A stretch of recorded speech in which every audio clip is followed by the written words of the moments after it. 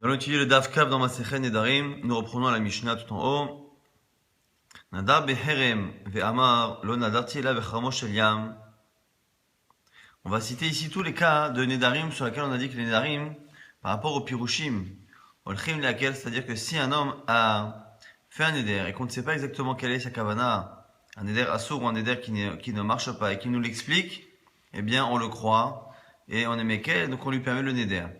Là, ici, il a dit que le kherem qu'il a fait, c'est kherem shel yam, qui ici n'est pas un kherem matadi, mais kherem shel yam, c'est une expression pour parler d'un filet qui sert à attraper les poissons.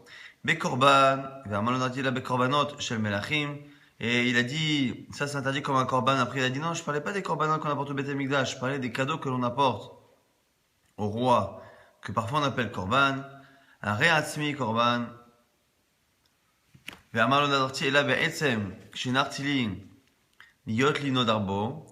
a dit je suis moi-même un korban, atzmi c'est moi-même en hébreu, et qu'à la fin il dit non, en fait, quand je dis atzmi, je pensais pas à atzmi moi-même, mais je pensais à atzmi, atzem sheli, l'os qui m'appartient, j'ai un os à la maison, et quand je veux faire croire aux gens que je fais un éder, je dis reni atzmi, mais en fait je suis mitkaven, j'ai la kavana de parler de ce morceau d'os qu'on peut aussi prononcer, qu'on peut appeler Atzmi, Atzem Sheli. Celui qui dit que j'interdis à ma femme de profiter de moi, qui après dit qu'en fait sa kavana était par rapport à sa première femme qu'il a divorcée, sur tout ça, on a dit qu'on ne demande même pas Daniel Neder, on le croit, s'il nous dit que c'était sa kavana. Mais la Mishnah après nous dit quelque chose qui est étonnant, qui dit et si on a demandé, alors c'est bizarre parce que normalement on a dit qu'on ne demande pas un chacham d'annuler, il est déjà annulé. Il ne marche pas. On les punit. Et on les empêche de l'annuler. Comme un harem, il faut simplement un pétard, on ne les laisse pas faire harata comme on verra dans la suite. Ça c'est Rabbi Meir. Mais la Mishnah, la Gemara essaiera tout de suite de comprendre cette partie de la Mishnah qui est là de se contredire. Chachamim omrim potrim lo pétard mimakom acher. Il dit non. Chachamim sont mekilim, ils disent que l'on peut lui autoriser de faire un pétard mimakom acher, qui sera ici harata, on verra exactement cette marloquette. On l'avait dit motan, kede shelo inagu kalut rosh, benedarim, mais par contre, même si on n'est plus mekil selon chachamim, on apprend à ces gens-là de ne pas mal se comporter. La Gemara tout de suite ne comprend pas et dit hagufa kacher, il y a une contradiction. Amart nishalim laen, badatani nishalu anshimotam, umharim alhem, tu viens de me dire que ces 4 types de nedarim, comme la personne a expliqué sa kavana, il n'y a pas besoin de venir voir chacham pour l'annuler. Et après tu me dis que s'ils ont demandé, c'est pas bien, ainsi de suite. Amar Rabbi Yehuda chikatane. Lorsqu'on a dit qu'il fallait pas demander, que c'était un vœu qui ne marchait pas dès le départ, parce que l'on croyait à la personne qui disait qu'elle n'avait pas eu de kavana, eh bien, c'est pour un tamid chacham. Aval be'amaretz, quelqu'un qui n'est pas tamid chacham, eh bien, il faut qu'il demande. Chez Bali Shael, il doit demander, et quand il vient demander, on le punit, et on le bloque, et on ne le laisse pas annuler avec une harata, un regret, comme on a vu. Harata qui est le fait de dire qu'à l'époque, la personne n'était pas en pleine possession de ses moyens, que la personne était énervée. Alors il m'a dit, bish, la maman harimim, de l'opatrinale, harata, et la Hochin, Ridame. La Gemara dit, attends, il y a 2 choses qu'on a dit. Le Tamid Chacham, très bien, on a dit que lui, il n'y a pas de vœu. Celui qui n'est pas Tamid Chacham, il doit venir demander. Il y a 2 choses.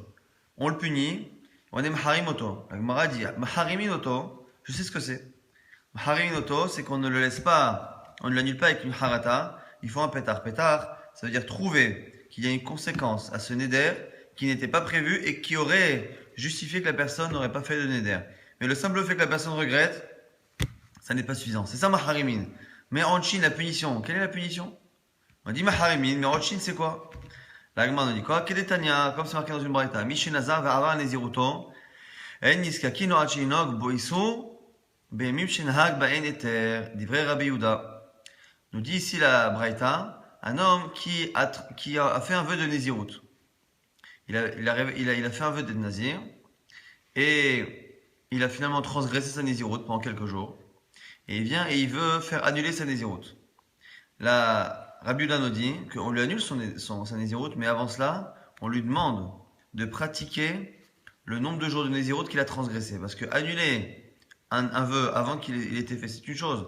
Mais une fois que la personne a transgressé, eh bien, Rabbi Yehuda ne veut pas que la personne prenne l'habitude de transgresser un neder ou une nésiroute, et donc on le punit par rapport à sa transgression. Amar Rabbi Yossi vient préciser, Medarim Amorim benezirut mu'etet, aval mezirut meruba, dayo shoshim. Attention, on nous dit Rabbi Yossi, ici on parle d'une nésiroute qui était limitée dans le temps, assez court. Mais si la nésiroute durait quelques années, on ne peut pas lui demander de rattraper plusieurs mois ou plusieurs années de transgression. Tout ce que l'on voit en tout cas, c'est que c'est ça en Chine, comme là-bas dans le cas de Nazir. C'est-à-dire que lorsqu'un Tamid Chacham vient par rapport à ses vœux, qu'il dit, mais en fait, ma kavana, elle était la kavana de Ether, Korban Shel Melachim, Cherem Shel Yam, Vechoulé, eh bien on le croit. Si c'est un maretz, on ne le croit pas. On veut annuler. Pour annuler, il y a deux choses. Déjà, on ne se suffit pas de la harata, du regret. Il faut qu'il y ait un pétard, qu'on trouve une conséquence qui aurait justifié qu'il ne fasse pas le neder au moment où il l'a fait. Et en chim, et si en plus, par malheur, il vient et qu'il a transgressé son neder, eh bien on le punit, on lui demande de refaire, de refaire ce neder-là, enfin de respecter ce neder. Tout le temps où il n'a pas respecté, on lui demande comme punition de respecter pendant le même temps, de respecter son neder, et après on lui annule. Rabbi Yosef, il va amri Rabbanan, enis kakinlo, beidina demis kakelo, lo avid shapir, Rabba Yaakov oimer, mesham titanle.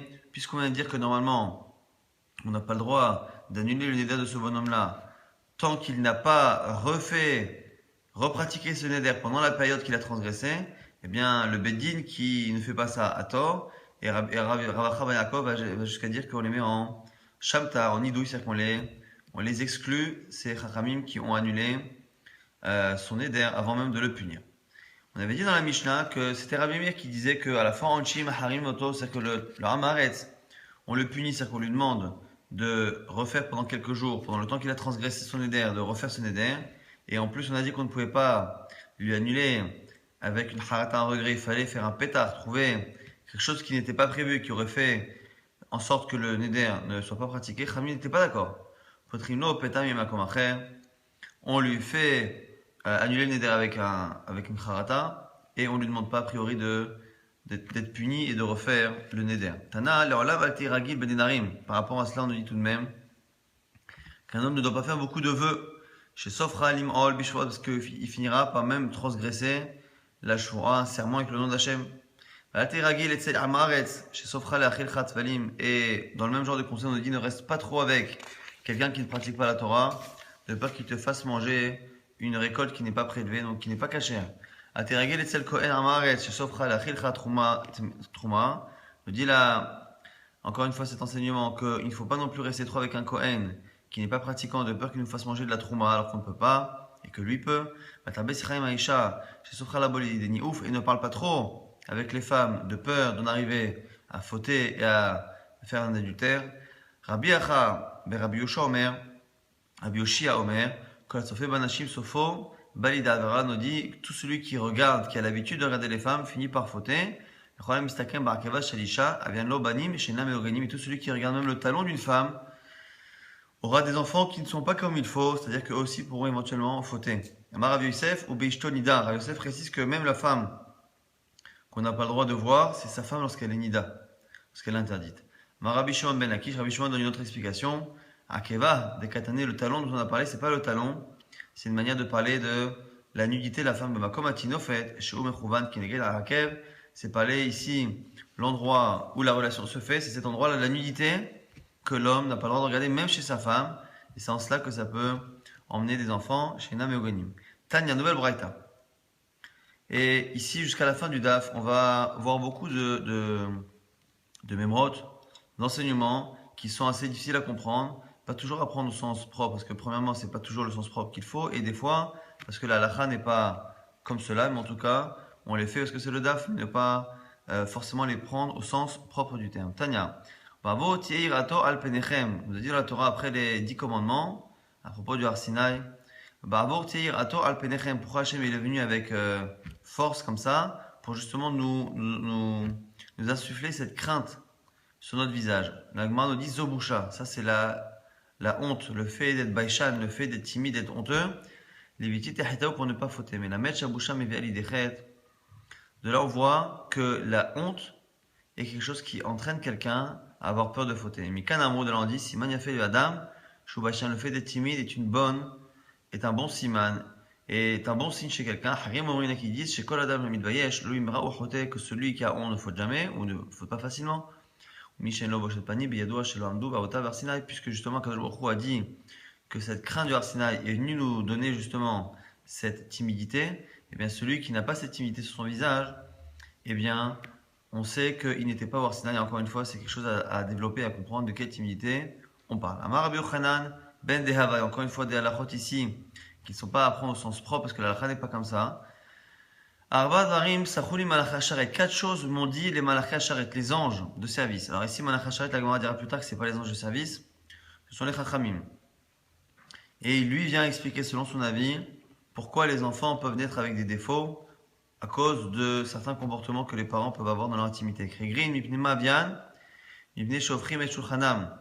Pourquoi les enfants peuvent avoir des défauts au niveau de la marche, au niveau des pieds, à cause du fait que dans la relation, eh bien, ils ont une relation non traditionnelle. Les parents. Il est mis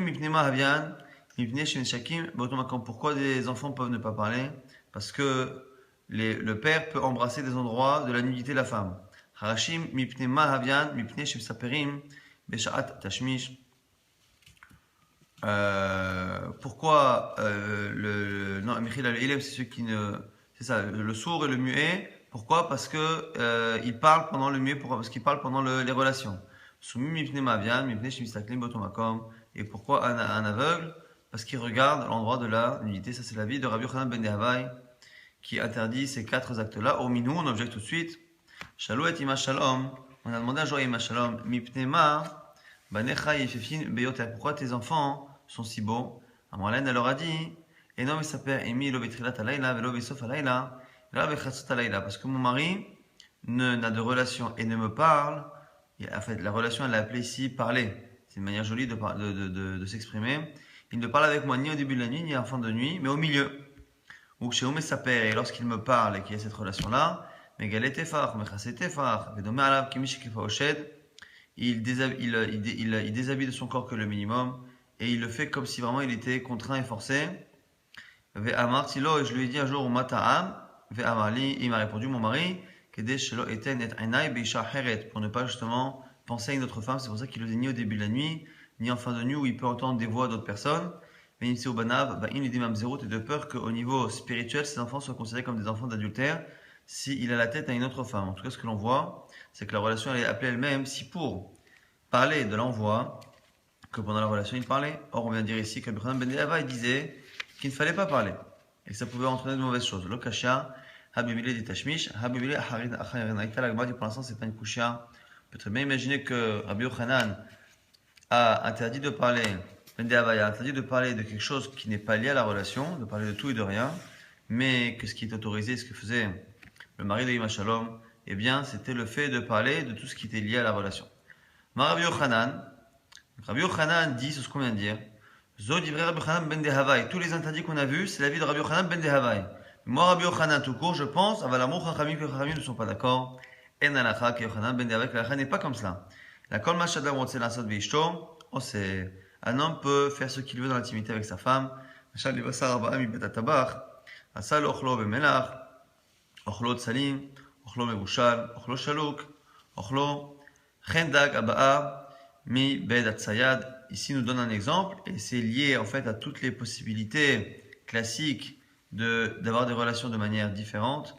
Eh bien, on nous dit, on compare cela à quelqu'un qui veut manger une viande et qui peut la manger quelle que soit la manière de la cuire, ou manger du poisson. À chaque fois, c'est une allusion à un type d'action qu'il peut y avoir dans l'intimité, qui selon Rabbi Yochanan, selon Chachamim, est autorisé complètement à partir du moment où ça se fait entre un homme et une femme, au moment où c'est autorisé. Amar Meimar, Man Malachei Hasharet. Qui sont les Malachei Hasharet? Qui sont les anges qui sont censés avoir appris la halakha à Rabbi Yochanan ben Dehavai, qui était très strict? La Gemara dit Rabbanan, c'est les Chachamim. Pourquoi? Des Itema Malachei Hasharet, Mamash. Amayama Rabbi Yochanan et halakha qui est Yochanan ben Dehavai? Parce que sinon la halakha serait comme lui, puisque si c'est les anges qui lui avaient dit, tu sais, cet acte-là fait des enfants comme ça, cet acte-là fait des enfants comme ça, eh bien, si c'était les anges qui lui avaient dit, les anges sont mieux au courant de la formation d'un bébé et des défauts d'un bébé. Donc du coup, ce sont les chachamim. Et pourquoi on les appelle malachei hasharet, les anges de service? Pourquoi? Des mtsaïne, que malachei hasharet, car ils sont différents en particulier. Ils ont des midot particulières comme les anges. Et donc, le fait qu'ils soient différenciés, on les appelle malachei hasharet. On va nous raconter quelques marasim, quelques histoires. Haïd et Ata, elle est camée de Rabbi, une femme qui est venue voir Rabbi. Gamralo, Rabbi Arartilo, Shulchan, Vafacho. Elle est encore une fois toujours avec un machal, pour ne pas parler clairement de la chose. Elle dit, j'ai dressé la table à mon mari, donc ça veut dire qu'elle s'est proposée à l'intimité. Vafacho, et lui a préféré mettre la table à l'envers, donc il n'a pas voulu avoir une relation traditionnelle. Amala abiti Torah itirtach, bani ma'eselach. Alors le Rav lui a dit, écoute, c'est autorisé, la Torah lui a autorisé, que veux-tu que je fasse? Je ne peux pas lui interdire l'action en elle-même, tant évidemment que tu es toi consentante, mais en tout cas l'action en elle-même ne peut pas être interdite. Haïdata le kamederav, ve'amrulo, Rabbi ararti lo shulchan vafacho amar maishna min benita. Et une femme qui est venue dire la même chose.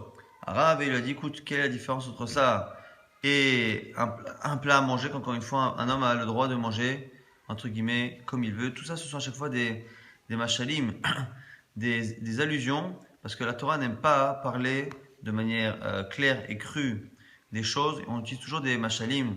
Donc les machalim, des fois, aujourd'hui, peuvent paraître un peu choquants, mais les machalim sont une manière de ne pas parler de manière crue. D'ailleurs, le Rambam, dans Moreh Nevuchim, nous dit que la raison pour laquelle l'hébreu s'appelle Lachon HaKodesh, parce que c'est un Lachon, c'est la seule langue qui n'a pas déterminé des mots précis pour justement tous ces termes-là qui sont liés à des parties de la nudité ou qui sont liés à des relations.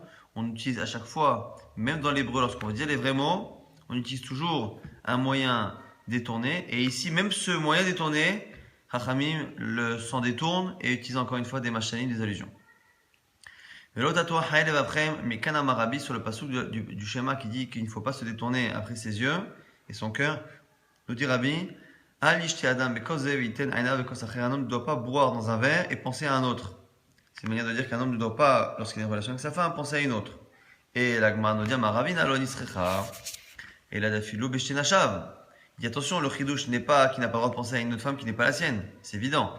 Ici, lorsqu'il a deux femmes à lui, il n'a pas le droit de penser à une lorsqu'il est avec l'autre. Mais sinon, penser à une femme qui n'est pas à lui, il est évident que cela est interdit. Il n'y a pas besoin d'un verset pour l'apprendre. On continue avec un passouk là-bas dans Yecheskel, Ovarotim Mikem, Amordim, Verposhaim, je vais filtrer parmi vous, nous dit Akadosh Baruch Hu, les rebelles et les fauteurs. Amarabi Levi de l'en apprend. Elu Bene Tish Amidot, voici, ce sont les enfants de 7 défauts ou de 7 problèmes. Bene Asnat Mashga'ar, les initiales sont Asnat Mashga'ar, qui sont Bene Ema, Bene Anusa, les enfants d'un homme qui impose la crainte à sa femme et qui donc sa femme a une relation avec lui à cause de la crainte. Bene Anusa, une femme dont le mari la contraint à avoir une relation totalement. Non pas qu'elle a peur, mais qu'elle est contrainte. Bene Senoa, les enfants d'une femme qui est détestée par son mari au moment de la relation. Bene Nidouille, ou les enfants qui viennent d'une relation, le mari était en nidouille, donc n'avait pas le droit d'avoir une relation avec sa femme. Bene Tmoura, ou dans le cas où il s'est trompé, il pensait que c'était une autre femme. Bene Meriva, où les enfants qui viennent d'une relation où les parents étaient fâchés. Bene Shichut, les enfants qui viennent d'une relation où le père ou la mère était sous. Bene Grushatalev, où les fils d'une femme dont la relation a été faite à un moment donné où le mari pensait la divorcer. Il l'avait pas fait dans les faits, mais il pensait la divorcer. Bene Rouvia, les enfants d'une femme dont on ne sait pas qui est le père, parce que la femme a eu plusieurs relations à plusieurs moments et qu'elle n'a pas fait attention de laisser un certain temps, par exemple, entre deux mariages, ou ainsi de suite. Bene Chassoufa, et les derniers sont Bene Chassoufa, les enfants de la femme qui n'a pas honte et qui demande à son mari clairement d'avoir des relations. La Gemara a dit, Eni, quoi, c'est pas bien qu'une femme demande à son mari. Pourtant, Ve'amar Rabbi Shmuel, Ve'anachmani Amar Rabbi Yochanan, on dit au nom de Rabbi Yonatan, Kol Adam sheishto tova'at, aviano banim, she'afilu bedoro shel Moshe Rabbeinu lo hayu kemotam. Pourtant, on dit qu'une femme qui demande à son mari la relation, eh bien, elle a des enfants qui sont encore mieux que la génération de Moshe Rabbeinu. Pourquoi? Parce qu'au moment de Moshe Rabbeinu, c'est marqué, Avulachem anashim hachamim unvonim. Prenez parmi vous des gens qui sont chachamim, unvonim, des gens qui sont à la fois chachamim, qui ont des connaissances, unvonim, et qui comprennent. Uktiv, et c'est marqué à la fin, Vaikar et raché shiftechem, anashim chachamim idoim, qu'à la fin il a pris des gens, les chefs des tribus, des gens hachamim, vidoim, qui connaissent, mais il n'y a pas marqué undvonim, qui ont la bina. Veloktiv undvonim, ortiv. Et pourtant, c'est marqué au sujet de Issachar, le fils de Léa, Issachar, Hamor, Garem. Et de là, on apprend, justement, qu'il avait cette faculté-là d'avoir la bina, parce que c'est marqué ortiv, bene Issachar, Yodae bina laetim, que les fils de Issachar, c'est eux qui ont justement, les Yodae bina qui connaissent cette bina, qui ont cette intelligence de comprendre les choses l'une à partir de l'autre. Donc il y a, en dehors de la connaissance, il y a cette intelligence qu'il y a à la bina de comparer les choses différentes et de comprendre les différences, les chilokim, les distinguos qu'il y a entre chaque chose. Et cette chokhma, on l'a chez Issachar justement parce qu'Issachar est l'enfant qui est venu de la foi où Léa a justement acheté vendu ses doudaïm, les mandragores à Léa, et donc elle est venue voir Yaakov, elle a dit voilà, je t'ai entre guillemets acheté, j'ai acheté la nuit avec toi grâce au mandragore que j'ai donné à Rachel, et c'est comme ça qu'elle a eu Issachar qui justement fait partie de ceux qui sont Yuda et Bina. Donc du coup c'est bien de demander à son mari, nous dit la Gemara, et ici on conclut Haï des Mersaya Arsouye. La différence ici c'est que Léa ou toute femme chez qui on dit que c'est bien qu'elle demande à son mari, c'est lorsqu'elle fait en sorte que son mari veuille. Mais le fait de dire de manière claire avec des mots crus sont quelque chose qui sont à éviter pour une femme. Adran alach ve'elu mutarin, on finit le perek ve'elu mutarin.